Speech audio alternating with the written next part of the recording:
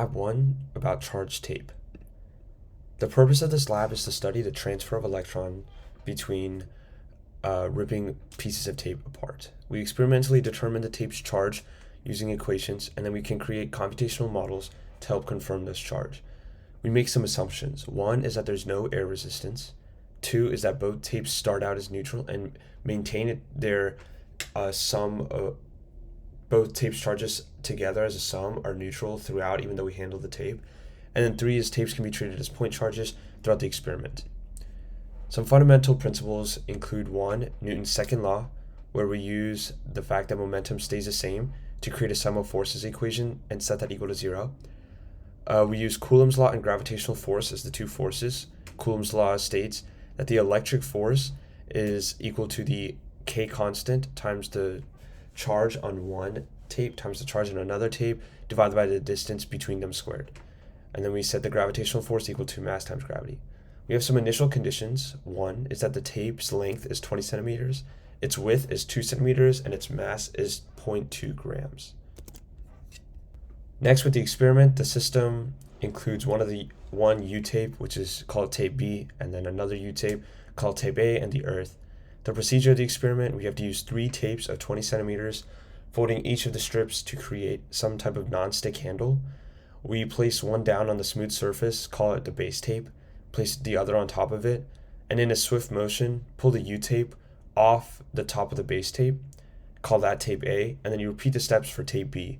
If you hold one of the U-tapes and the base tape together, you'll observe an attraction, and if you hang the U-tape off a table, just like in the image shown below, you'll observe another attraction with your hand. Some observations. When we were identifying the U-tape's charge, we noticed that tape A and tape B repelled each other. The U-tape, either one of them, was attracted to the hand and the book, and after rubbing a pen through the hair and allowing it to gain an electrical charge, the U-tapes were also attracted to the pen. Thus, each U-tape has a positive charge, i.e. they lost electrons. To answer some questions about how much that charge is, we found the distance between the tapes, which was 0.01 meters. We used the given length of an atom, which is 1 angstrom, or 1 times 10 to the negative 10 meters. We calculated the gravitational force, which is just mass times gravity, which is 0.00195 newtons. To solve for the electric force, we set gravitational force equal to the electric force, as the change in momentum was 0, so using Newton's second law, you could ascertain that both the forces' magnitude should be equal, and then we get the charge as shown below. To get the number of electrons we lost, we just get the total charge divided by the mass of electrons to get the number of electrons, and then to create the ratio from atoms to electron, we find the total number of atoms, which is the square area of the tape, divided by the square area of an atom.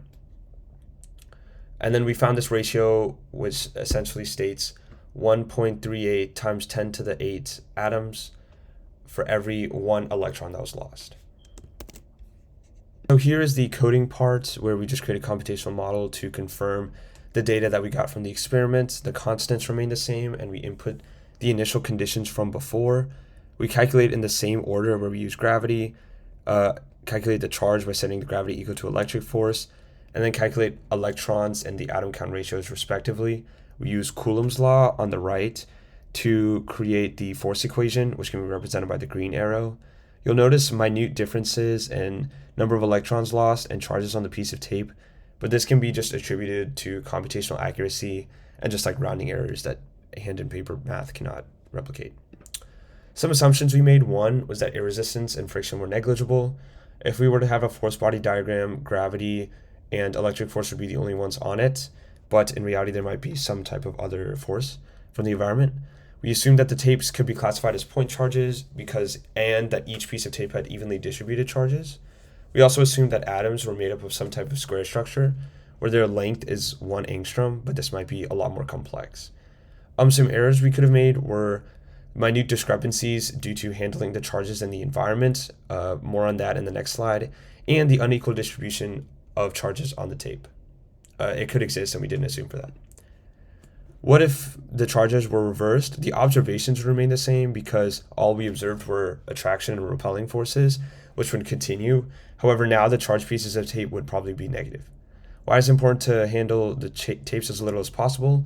The charged tapes begin to neutralize when they come into contact because our bodies have a lot more charges, and thus these tapes can achieve equilibrium with the electrons they had lost.